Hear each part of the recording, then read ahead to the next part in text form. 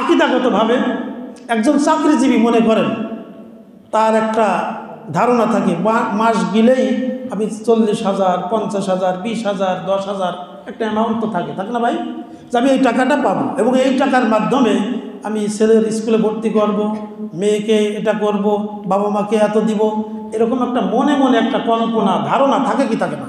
বলেন থাকে কি থাকে না? থাকে। তো এই যে একজন চাকরিজীবীর কথা, ব্যবসায়ী যিনি, তিনি আল্লাহর উপরে কতটুকু তাওয়াক্কুল করেন দেখেন। কোনো মাসে হয়তো তার হয়েছে 50,000 টাকা লাভ। আচ্ছা, দ্বিতীয় মাসে যে তার 50,000ই হবে, কম হবে নাকি বেশি হবে সেটা কি সে জানে? বলেন, জানে? এই যে তাওয়াক্কুল, আল্লাহর প্রতি ভরসা, ব্যবসার মাধ্যমে রব্বুল আলামিনের প্রতি যেই তাওয়াক্কুল ভরসা আল্লাহ তাআলা এই ব্যবসায়ীকে দিলেন, ব্যবসায়ী ব্যবসা করে, সারা মাস ব্যবসা করার পরে ওই লোকটা চিন্তা করতেছে, রব্বুল আলামিন তুমি আমার রিজিকের মধ্যে যা ব্যবস্থা রেখেছো আমি তার প্রতি শুকরিয়া করলাম, আলহামদুলিল্লাহ। করে কি করে না? প্রকৃত মুমিন ব্যবসায়ী যারা, তাদের কিন্তু এই বিশ্বাস থাকে। প্রিয় ভাইরা, তাহলে আকীদা সাফ হওয়া, আমার আল্লাহ তিনি আছেন, তিনি যা দেন তাই আমি পাবো, এর বাইরে কিছু হবে না, আবার তার অতিরিক্ত বা বেশি কিছু আমি পাবো না, যেটা আমার জন্য ধার্য করা হয়েছে এটা হবে। একজন সব ব্যবসায়ী সে তাকদীরের প্রতি বিশ্বাসী হবে। তাকদীরের প্রতি যে আমরা বিশ্বাসী না বিষয়টা এমন না, কিন্তু তার বিশ্বাস আর আমাদের বিশ্বাস অনেকটা গড়মিল হয়ে যায় অনেক সময়। প্রিয় ভাইরা, যেমন সে বিশ্বাস করে যে রিজিক তাকসিম বন্টন করেন আল্লাহ তাআলা। কে বন্টন করেন? আল্লাহ তাআলা। তো আমার এই মাসে 30,000 লাভ এসেছে, আগামী মাসে তো লসও হতে পারে না, আবার 40,000 হতে পারে। কচুর পাতার পরে পানি যেরকম দোল খায়, কখন জানি যায়, ব্যবসায়ীরা এই দোল খাওয়ার ভিতরে সব সময় তার অন্তরের ভিতরে ওই রব তথা আল্লাহ তাআলাকে স্মরণ করে। সুবহানাল্লাহ। এই আছে প্রকৃত ব্যবসায়ীর গুণাগুণ। সেই বিশ্বাস রাখবে যে আমার আল্লাহর উপরে ভরসা, আল্লাহ যা করেন আমার তাই হবে, এর বেশিও হবে না, কমও হবে না। তাকদীরের প্রতি সে বিশ্বাস রাখবে, তাওয়াক্কুল করবে আল্লাহর উপরে, যে আল্লাহ যতটুকু আমার জন্য রেখেছেন ততটুকু আমার হবে, এর বাইরে কিছু হবে না। প্রিয় ভাইরা, আমল ও দোয়ার দিকে মনোযোগী হওয়া। ব্যবসায়ী চাকরিজীবী তো মনে মনে বসে আছে যে আমি তো মাস গেলেই 1 লক্ষ 1.5 লক্ষ পাবই, এই দিয়ে এই করব। কিন্তু ব্যবসায়ী ওই যে কচুর পাতার পরে পানির মতো দোল খাচ্ছে, সে সব সময় রুজু হয়ে থাকছে আল্লাহর প্রতি। সে দুয়ার মাধ্যমে দোয়া করে তার তাকদীরকে পরিবর্তন করার জন্য একজন সফল ব্যবসায়ী, রাতের রাত নাই, দিনের দিন নাই, সব সময় তার ভিতরে ওই জিকির চলছে। সুবহানাল্লাহ। তাহলে তার চিন্তাধারা, আমি বলছি প্রকৃত ইমানদার যে ব্যক্তি, প্রকৃত ব্যবসায়ী ওই ব্যক্তি, তার গুণাগুণের কথা বলছি, সে এরকম হবে। তার ভিতরে থাকবে ব্যবসা ছোট হোক কিন্তু আমি এটা ছেড়ে দেবো না, এই একটা অভ্যাস থাকতে হবে।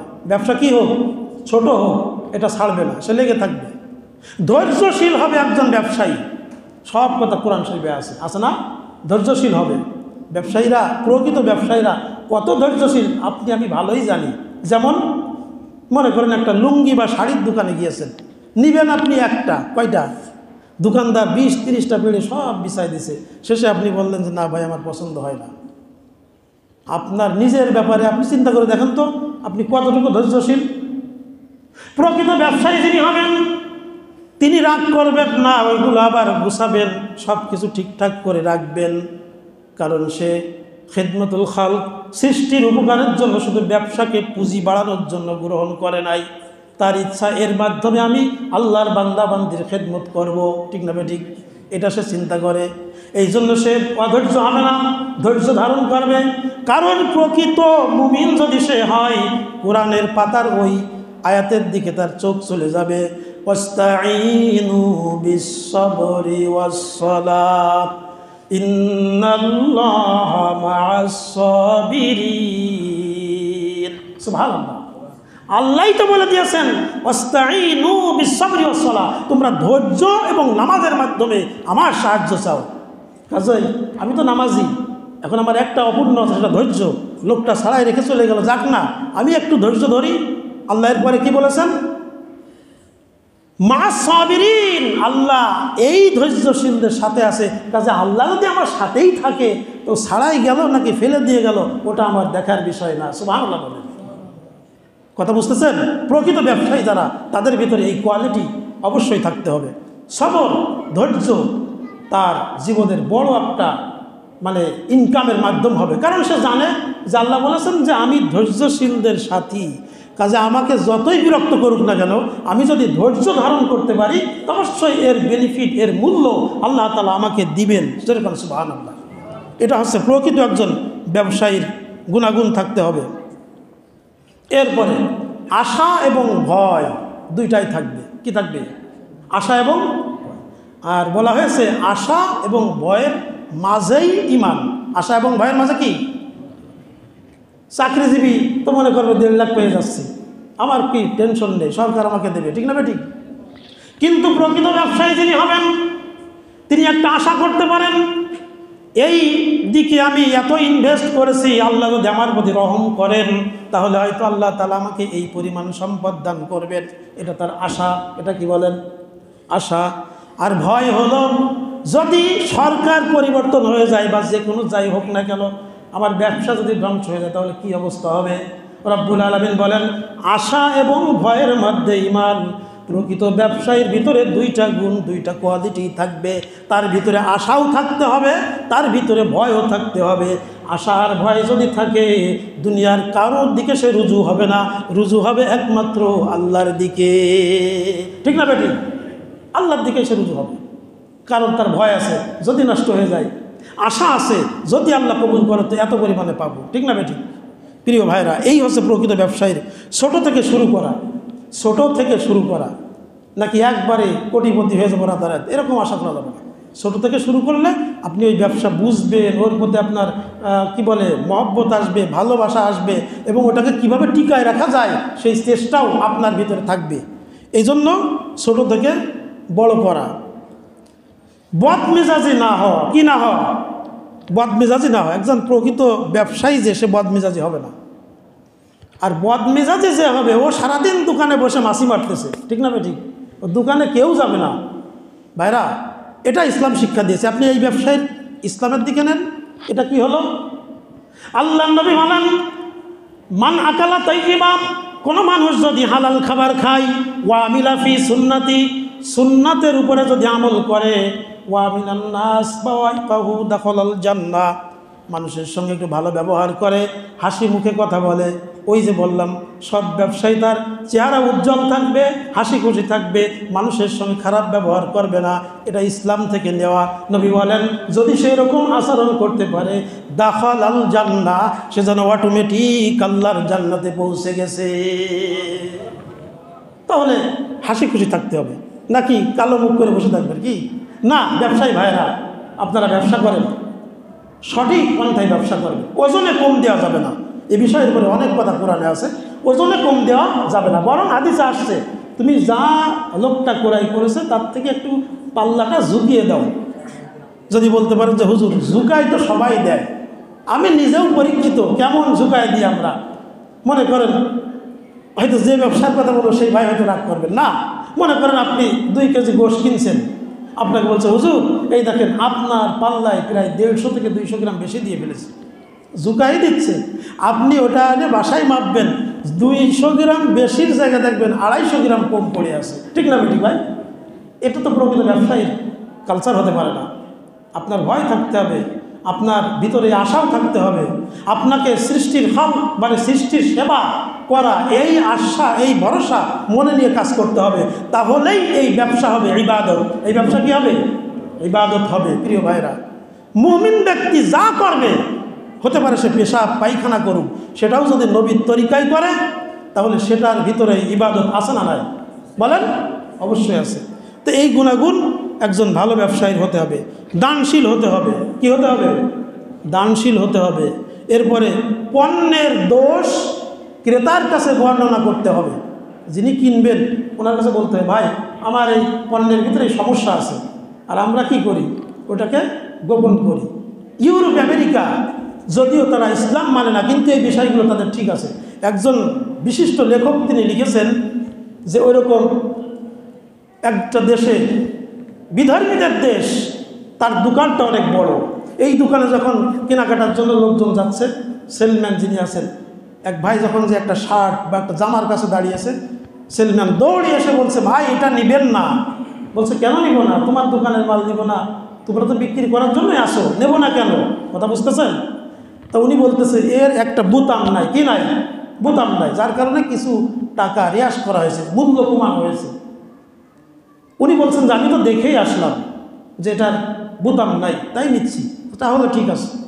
উনি যখন মালটা নিয়ে যখন টাকা দিবে, ক্যাশে যিনি বসা আছেন উনিও সতর্ক করে বলছে, ভাই এইটা নিবেন না, এর কিন্তু একটা বোতাম নাই।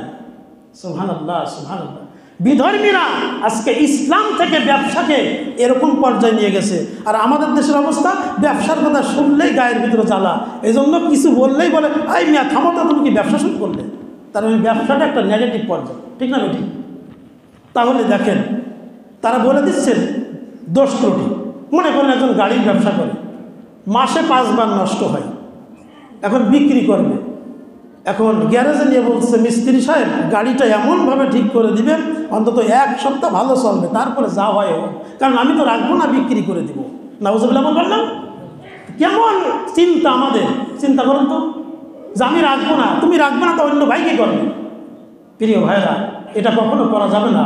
ব্যবসার ক্ষেত্রে এই আমানতদারিতা ঠিক রাখতে হবে। আমি বিক্রি করতেছি, বলে দিব, ভাই আমার এই গাড়ির এই ত্রুটি আছে, আপনি যদি পছন্দ হয় নিতে পারেন, না হলে না। কিন্তু আমরা তা করি না। আমরা কি করি? আমরা মানুষকে ঠকাই। নবীজি বলেছেন যে আমার উম্মতকে ঠকালো সে আমার উম্মতই না। তাহলে আমরা কি করতেছি দেখেন। কাজেই বিধর্মীরা আমাদের থেকে, ইসলাম থেকে এই সব কিছু কি বলে হাইজাক করে নিয়ে গেল, আর ওদেরটা আমাদের দিয়ে গেল। আসলে এটা উচিত ছিল না। আমরা মুসলমান। পূর্বের ইতিহাস দেখেন, সাহাবাই কেরাম তিনারা ব্যবসা করেছেন।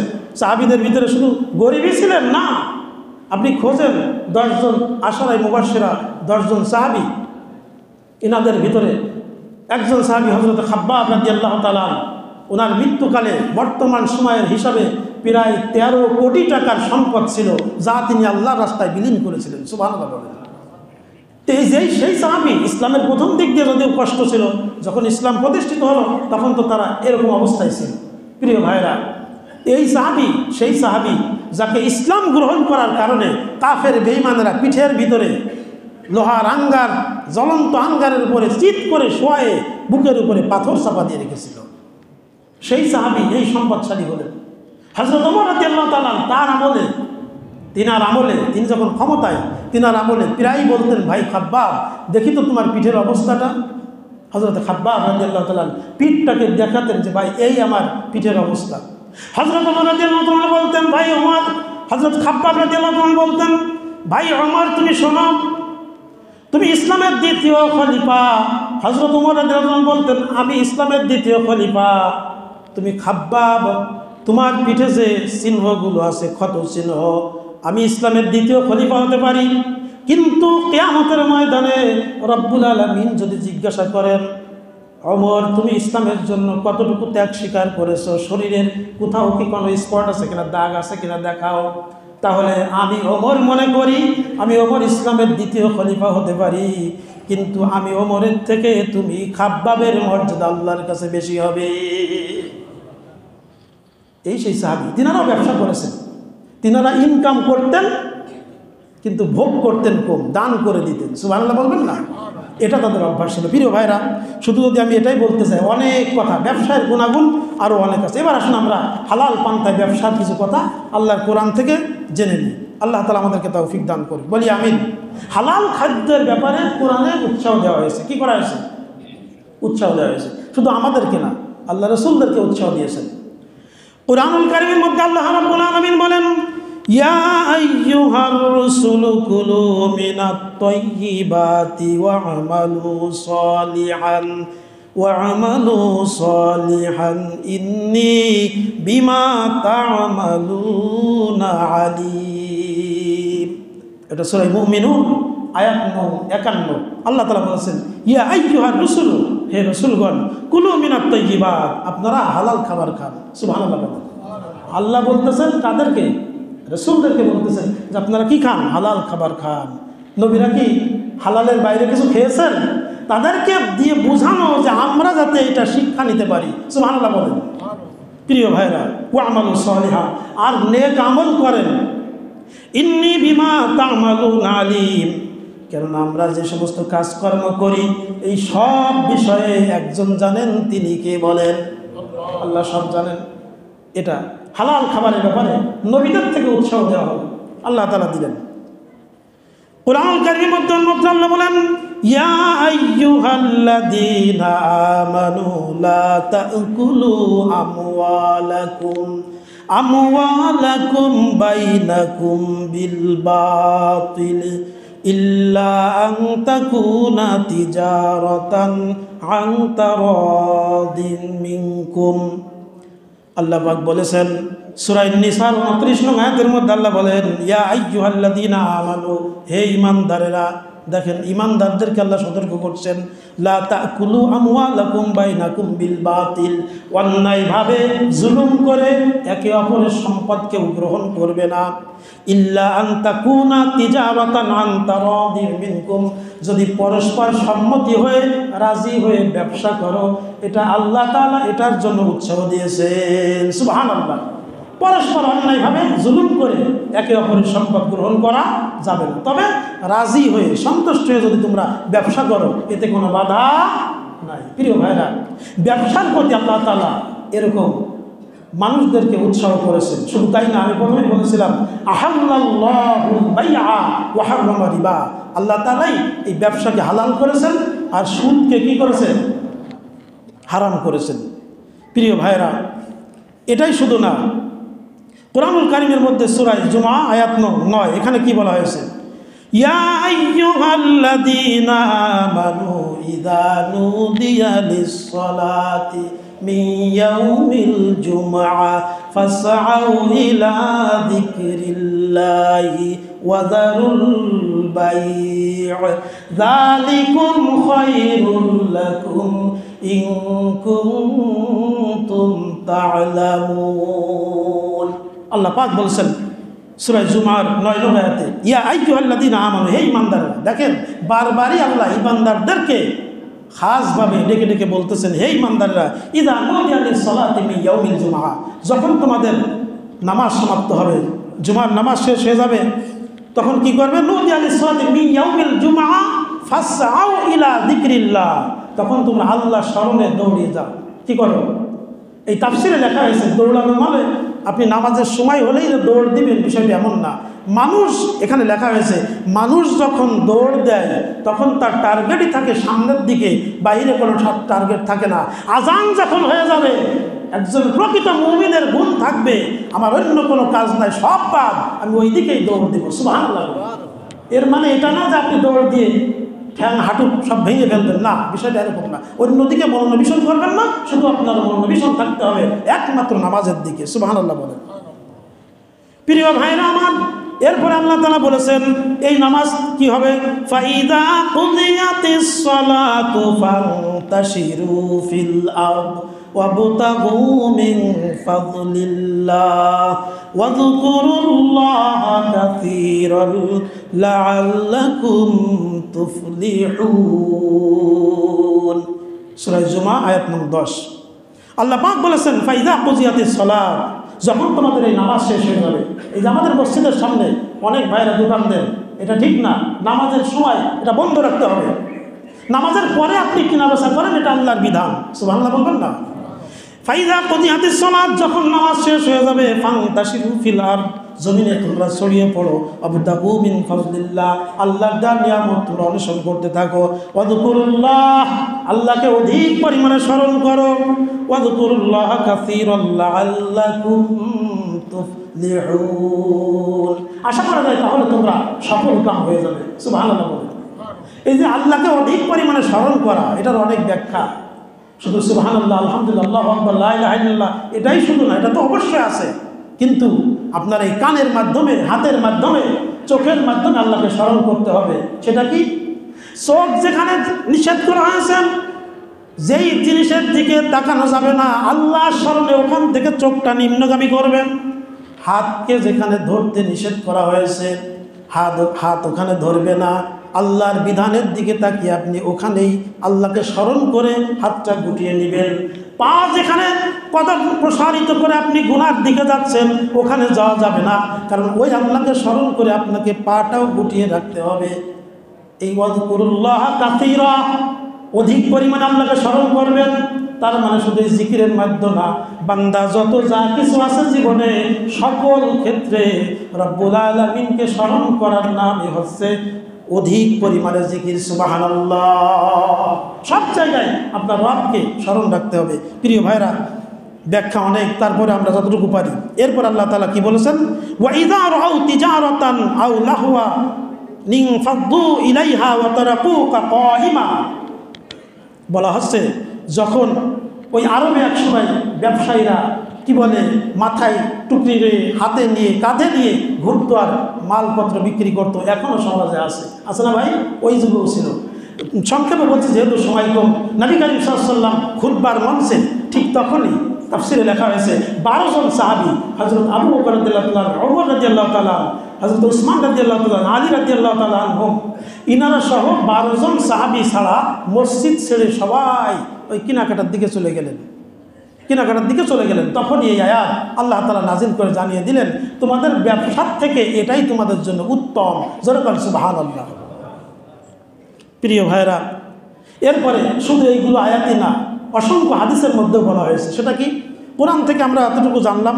এরপরে শুধু এতগুলোই না, আরও কিছু কথা কোরআনে আছে, যেটা শুধু কোরআন দিয়ে যদি আমি বলি অনেক কথা, এর কোনো শেষ নাই। কাজেই আরেকটু জানার চেষ্টা করি। সূরা সফ এর 10 নং আয়াতে আল্লাহ তাআলা বলেছেন, ইয়া আইয়ুহাল্লাযীনা আমানু হাল আদুল্লুকুম আলা তিজারাতিন তুনজিকুম মিন আযাবিন আলীম। সুবহানাল্লাহ। বলেন, ও হে ইমানদাররা, আমি কি তোমাদেরকে এমন একটা ব্যবসা শিক্ষা দিব না যেই ব্যবসা তোমরা ফলো করলে, যেই ব্যবসা তোমরা অনুসরণ করলে তোমরা জাহান্নামের আগুন থেকে রক্ষা পাবে। সুবহানাল্লাহ। এমন একটা ব্যবসাকে আমি শিখাবো না? সেই ব্যবসাটা কি? পরের আয়াতে আল্লাহ বলেছেন, তুমিনুনা বিল্লাহি ওয়া রাসূলিহি, তার প্রথম পর্যায় হচ্ছে তোমাদেরকে আল্লাহ এবং আল্লাহ রসুলের প্রতি ঈমান আনতে হবে। সুবহানাল্লাহ। আল্লাহ এবং আল্লাহ রসুলের প্রতি কি করতে হবে? ঈমান আনতে হবে। ওয়া তুজাহিদুনা ফি সাবিলিল্লাহ, আর আল্লাহর রাস্তায় জিহাদ করতে হবে। বিআমওয়ালিহিম ওয়া আনফুসিকুম, তোমাদের সম্পদ এবং জীবন দিয়ে। যালিকুম খায়রুল লাকুম ইন কুনতুম তা'লামুন, যদি তোমরা এটা জানতে, যদি তোমরা কি করতে, এটা তোমাদের জন্য কল্যাণদায়ক যদি তোমরা এটা জানতে। প্রিয় ভাইরা, যদি আল্লাহ এবং আল্লাহ রসুলকে আমরা এইভাবে মেনে নিই, যদি আমরা এই আল্লাহর দ্বীনের রাস্তায় শাহাদাতের তামান্না আমাদের ভিতরে তাহলে আমাদের কি হবে?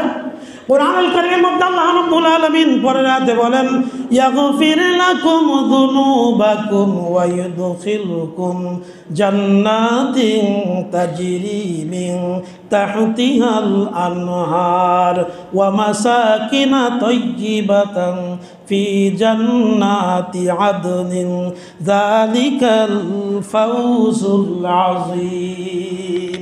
সুবহানাল্লাহ। প্রিয় ভাইরা, আল্লাহ পাক বলেছেন, সংক্ষেপে বলছি, তাহলে আল্লাহ তাআলা আমাদেরকে জান্নাতে প্রবেশ করাবেন। সুবহানাল্লাহ। এমন জান্নাতে, যেই জান্নাতের তলদেশ দিয়ে নদী প্রবাহিত হয়েছে। সুবহানাল্লাহ বলবেন না? এরকম একটা জান্নাত আমাদেরকে আল্লাহ তাআলা দিবেন। যালিকাল ফাওজুল আযীম, এটাই আমাদের জন্য বিরাট সফলতা। সুবহানাল্লাহ বলবেন না? প্রিয় ভাইরা, এবং আসুন আমরা কয়েকটা কথা হাদিস থেকে শুনি, যেহেতু আর মাত্র 2-2.5 মিনিট সময়। আল্লাহর নবী বলেছেন হাদিসের মধ্যে, তলাবুল হালাল ওয়াজিবুন আলা কুল্লি মুসলিমিন, অর্থাৎ হালাল পদ্ধতিতে ইনকাম করা প্রত্যেকটা মুমিন মুসলমানের উপরে ফরজ। সুবহানাল্লাহ বলেন। এরপরে কি বলা হয়েছে? আফদালুল কাসবি বাইউন মাবরুরুন ওয়া আমালুর রাজুলি বিয়াদিহি, স্বহস্তে ব্যবসার মাধ্যমে উপার্জন করা, এটা হচ্ছে সর্বোত্তম উপার্জন। যেরকম সুবহানাল্লাহ। প্রিয় ভাইরা, শুধু তাই না, এই যে ব্যবসায়ী যারা, তাদের মর্যাদা কোন পর্যায়ে এবার আপনি দেখেন। যারা ব্যবসা করবে, আজকে আমাদের মূল পয়েন্ট কি বলেন? কি? ব্যবসা। এখানে কি বলা হচ্ছে? হাদিস শরীফের মধ্যে আল্লাহর নবী বলেন, প্রকৃত ব্যবসায়ী যারা, তারা কেমন হবে? কিয়ামতের ময়দানে রব্বুল আলামিন বলেছেন, আত-তাজিরুস সাদুকুল আমিন মান নাবিয়্যিন ওয়াস সিদ্দিকিন ওয়াস শুহাদা। প্রকৃত ব্যবসায়ী, সৎ ব্যবসায়ী, সত্য ব্যবসায়ী যারা হবে তারা কিয়ামতের ময়দানে নবী, সিদ্দিক, শহীদগণের সাথে থাকবে। প্রিয় ভাইরা, এটা প্রকৃত একজন ব্যবসায়ীর গুণ। আমি যেটা বলতেছিলাম, একজন ব্যবসায়ীর এই গুণাগুণ অবশ্যই থাকতে হবে।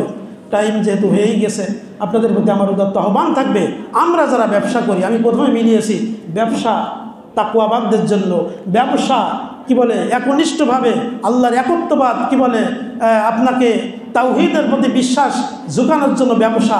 এরপরে আপনার আকীদা সাফ, যেটা বলেছিলাম আকীদা কীভাবে সাফ হয়। আমি একজন চাকরিজীবী, আপনি একজন চাকরিজীবী, আমরা তো নির্ভর করে বসে আছি, মাস গেলেই আমার কোম্পানি আমাকে এত টাকা দেবে, এই রাস্তায় এটা খরচ করব। কিন্তু ব্যবসায়ী তা না, ব্যবসায়ীর এক মাসে 40,000, আর এক মাসে জিরোও আসতে পারে, আবার 60,000ও হতে পারে। কাজেই তার যেই আল্লাহর সঙ্গে যে কানেক্টেড, আর সে দুয়ার মহতাজ থাকে, সে সবসময় রব্বুল আলামিনের উপরে কি বলে সবসময় খুশি থাকার চেষ্টা করে। দোয়ার মাধ্যমে সে সবসময় বলতে থাকে যে আল্লাহ তুমি আমার ব্যবসার ভিতরে বারাকা দান করো, যেরকম সুবহানাল্লাহ। প্রিয় ভাইরা, মানুষকে ঠকাবো না, ওজনে কম দিব না। কয়েকটা বিষয় আমরা অবশ্যই খেয়াল রাখবো, যে ব্যবসায়ী করি, যে ব্যবসায়ী করি, ব্যবসায় আমরা ওজনে কম দিব না, মানুষকে ঠকাবো না, ধোঁকাবাজি করবো না, ছলচাতুরি করবো না, মানুষের সঙ্গে ভালো ব্যবহার করব। এই সবগুলো আমি তো প্রথমেই বলেছিলাম, সবগুলো কোরআন দিয়ে হাদিস দিয়েই, যে এগুলোর সঙ্গে একজন প্রকৃত ব্যবসায়ী আর প্রকৃত ইমানদারের সঙ্গে কোনো পার্থক্য নাই। সব দিক দিয়ে আল্লাহ এবং আল্লাহ রসুল মিল করে দিয়েছেন, যেরকম সুবহানাল্লাহ। প্রিয় ভাইরা, আজকে যেহেতু সময় শেষ, এ পর্যন্তই। সুবহানাকাল্লাহুম্মা বিহামদিকা আশহাদু আল্লা ইলাহা ইল্লা আনতা আস্তাগফিরুকা ওয়া আতুবু ইলাইক।